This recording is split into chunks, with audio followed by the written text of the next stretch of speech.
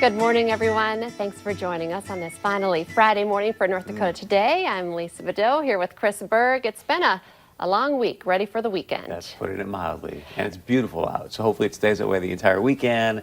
We can just go out there and enjoy and maybe catch some rays. Yeah, well, not as warm, but we were talking, maybe not as windy will feel nice. Because that wind was something else. It's just brutal. It's like the house is shaking. And then because we were spoiled with that, 80-plus degree day earlier in the week, I need to empty my pool, the little floaty pool that I blew up in the backyard because it's not warm enough to sit in that today, for sure. Do you have the old floaty pool going I do. right now?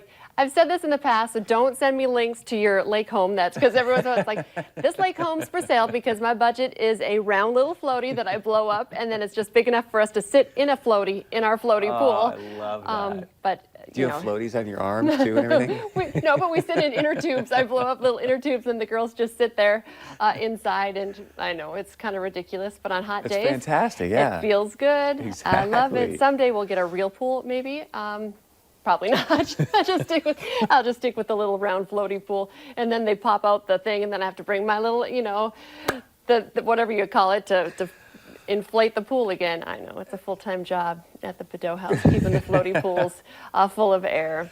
I want some pictures then on Monday. I want to see the floaties. Just get some arm floaties. I should get some arm floaties. Yeah. Last year we had like an alligator or a crocodile that you could kind of lay on, which was funny because last year's pool was still only like as big as, what must be like 6 to 10 feet because how far we're 6 feet apart. It was just big enough to lay on an alligator. Oh, you should get the goggles and the flippers. It's just like, okay, here we go. I put it in the backyard this time because my husband was like, you should not be sitting in the front yard. Oh, y'all had it in the front yard last time? I did. I thought we would see more sun. But yeah, no, I know. People would drive by and be like, what is going on in that little kid floaty pool that adults are sitting in? I can even see JB like, hello, we have some strangers in our front yard. No, like, he does not. There's a lot of days he does not own me or does not claim to know me for sure. Oh, well, that's what happens when you are just ready to enjoy summer. Oh, my goodness. Well, I want to talk a little bit about this. I think it's an incredible tribute, very emotional, but the city of Grand Forks is starting to light up blue. People are putting their blue light bulbs in. I know our crew for the Valley Today this morning drove around just a couple blocks around the Grand Forks Police Station, and several homes were lit up like this. So people are leaving their lights on and putting their blue light bulbs out and showing their support not only for the fallen Grand Forks police officer, but for the rest of the law enforcement family as well in Grand Forks. The Valley Today's Abby Furchner has actually been up in Grand Forks since very early this morning, and I know we had you join us yesterday as we were talking about the memorial just outside the police station starting to grow, and then I know you were the first reporter to get to go inside the law enforcement center, and you join us live. Can you tell us a little bit about what you're seeing? Yeah, good morning, Chris and Lisa. It is just as touching inside as it is outside, if not even more so, because here you can see more of the posters.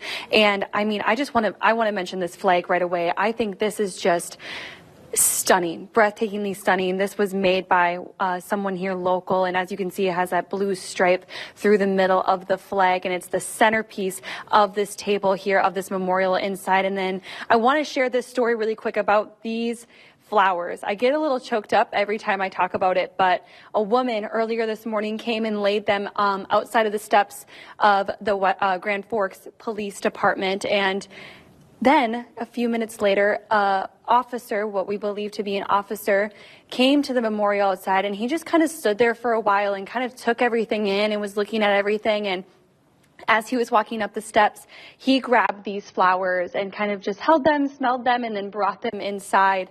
And now they lay here with the rest of the flowers that have been collected from the memorial. And I know some of these posters too are from the march that took place yesterday. People from East Grand Forks marched all the way here in a parade-like line all the way to the Grand Forks Police Department, and they've collected them and brought them inside. But I mean, just look at all the stuff here, and they obviously have some rest in peace, Cody Holte, and remembering that fallen officer. But this is for, like you said, Lisa, all of the officers here at the Grand Forks Police Department.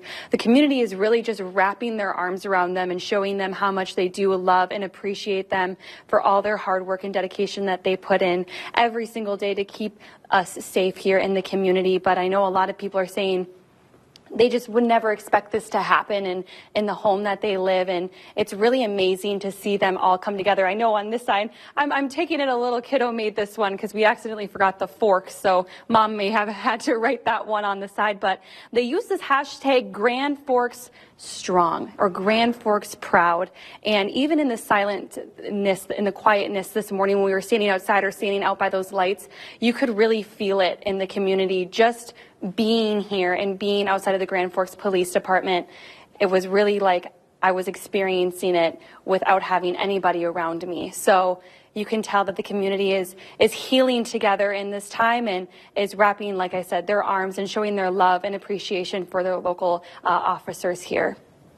And Abby, could you talk to us a little bit as well? We showed some of the video that you did get this morning when you were driving around the neighborhoods. It's really an incredible tribute as well as you see homes lit up in blue. It was absolutely beautiful. That's like kind of the only word I can use to describe it, driving around the neighborhoods, and we were just seeing dozens and dozens of homes lit up in blue, from porch lights to maybe just small lights outside of their home. They were really showing their support, and I love the one home that we stood in front of for a while. It was one of the first ones that we went to, and the whole wraparound porch was lit up in blue. It was really incredible to see, and like I said, it was incredible just to drive around. It was still dark when we got here. We got here around about 3:45 this morning, and as it was dark and we were driving around, like I said, even in that quiet moment, even when we were looking at the homes, you could just tell that the community was banding together at that time just by those porch lights being on. And I know a lot of people too just had single porch lights on as well. Maybe they didn't have the blue light, but they wanted to leave something on for the officers here in the community. So just driving around the neighborhoods, you got a really good sense of what this community is doing to stay strong. It's really incredible to see that. And of course, we're still, waiting on word for, a public memorial. I know the family of Officer Cody Holte has asked for some privacy, understandably, for a little while, but we do know, that he had a young son, that he was a husband, a son, a friend. So his family we pray for, and of course the law enforcement community and family, we're praying for them as well, because this has changed so many people's lives. Yeah, it's just so sad. And Abby, great job. We appreciate it. And here's a young man that he was called to serve. I mean, he served in the National Guard as well. Yeah. It's just that's what his heart was about. And to realize, as you just mentioned, his wife and his now infant son, that's who's surviving him right now. It's hard to heartbreaking. talk about. Yeah, it is. But on the other hand, I think that just kind of shows you, North Dakota, Minnesota as well, here in the Valley, how we all feel touched by this, and the community is trying to rally around their own to kind of take care of the family and take care of. Yeah, it was really, I want to go back to it being emotional. It really was this morning when we just saw people. We also met another man. He came earlier this morning too to lay flowers down, and he even had this flower he described, or this balloon that had a smiley face and had a bunch of Band-Aids on it, and he said something along the lines of, "I just hope we can all come through with this, put some Band-Aids on our wounds and really pull through." And I thought that was really amazing as well. There have been a lot of emotional kind of tear-jerking moments this morning as we've been here throughout the day, and I can't even put into words what this community really has done to show their support for law enforcement, and it really truly is incredible. Yeah, Abby, thank you for sharing and being real as well. I know it's been very emotional for you as well up there, and hey, you're only human. This is hard. I think the hardest thing for me to stomach is the fact that, I think many of us perceive that to be kind of a routine eviction stop, like he's just going to show up, and it always goes back to you just never know when these law enforcement officers, what's going to go on in their day. Right. And that's, I think, got to be the hardest thing. If you're a loved one of a law enforcement officer, that uncertainty every day that we just kind of, You know, when your spouse leaves the house or mine, it's sort of like, okay, we'll see you in a little bit. They don't know. They don't know. Right. Abby Furchner reporting live from Grand Forks. Thank you so much for the update and showing us that really incredible tribute and memorial inside and outside of the Grand Forks Police Department. Thank you. Great job, Abby. Stay with us. Coming up next here on North Dakota Today, we're talking with Dr. Renee Renardi about replacing some negative thoughts.